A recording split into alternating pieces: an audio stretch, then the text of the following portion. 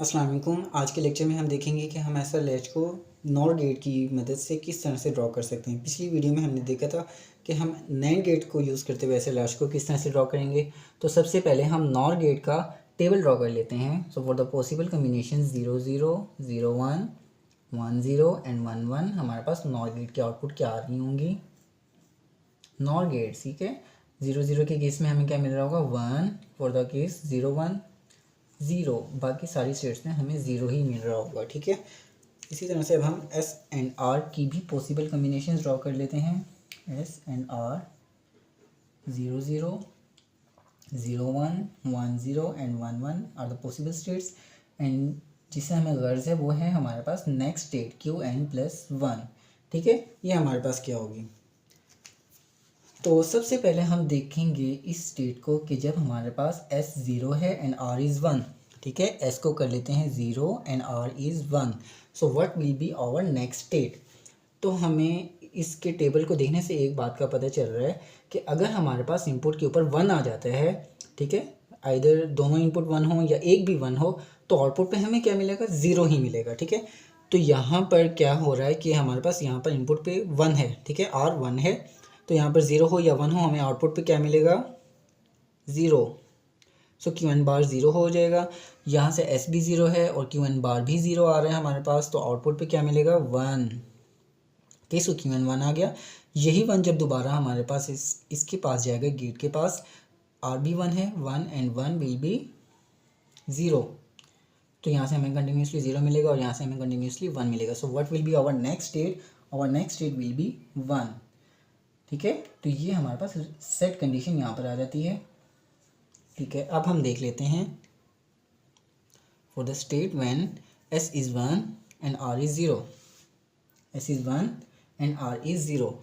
Okay, तो वही चीज़ करेंगे कि अगर एक भी 1 आ जाता है हमारे पास, आउटपुट पे 0 आ जाएगी।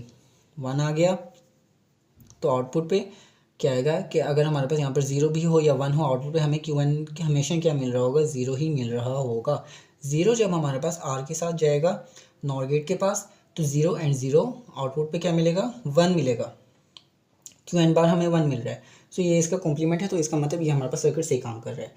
सो इसी तरह से 1 जब हमारे पास यहाँ पर इस नॉर गेट के पास जाएगा, S1 है एंड यहाँ पर भी 1 मिल रहा है, तो 1 and 1 output will be again 0।